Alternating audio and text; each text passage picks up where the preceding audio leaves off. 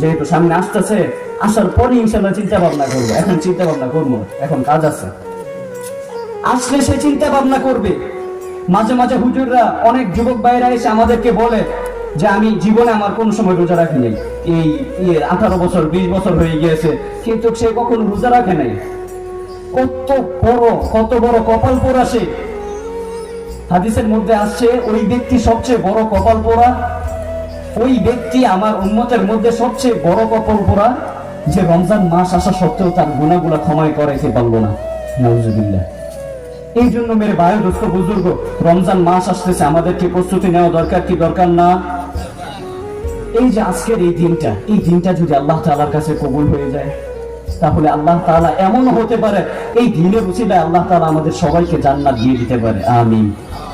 এই জন্য মেরে ভাই দোস্ত বুজুর্গ, রমজানের দিকে সবাই খেয়াল করি। দেখেন, দুনিয়ার বাঁচার কোনো গ্যারান্টি নাই। এই দুনিয়া কারো আপন না। এই দুনিয়া আমরা থাকার জায়গা নয়। যিনি থাকার তিনিই থাকতে পারেন নাই, আমরা কিভাবে থাকব? এই দুনিয়া কোনো থাকার জায়গা নয়। এই দুনিয়ার মধ্যে আমরা অস্থায়ী হিসেবে এসেছি, না স্থায়ী হিসেবে।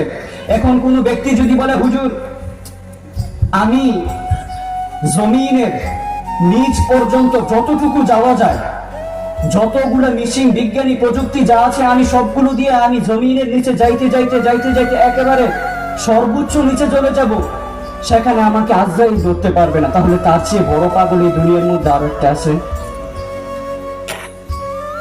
অনেকের মাথার মধ্যে এমন আসে মাঝে মাঝে, দেখলে বোঝা যায় যে সে মনে হয় সারা জীবন দুনিয়ার মধ্যে বাঁচবে। আরে ভাই, তুমি দুনিয়ার মধ্যে কি নিয়ে আছো? তোমার স্ত্রী, তোমার সম্পদ, তোমার ছেলে মেয়ে, তোমার এত বড় জমিদার ওরা, তুমি কত কিছু নিয়ে আছো এই দুনিয়ার মধ্যে। কিন্তু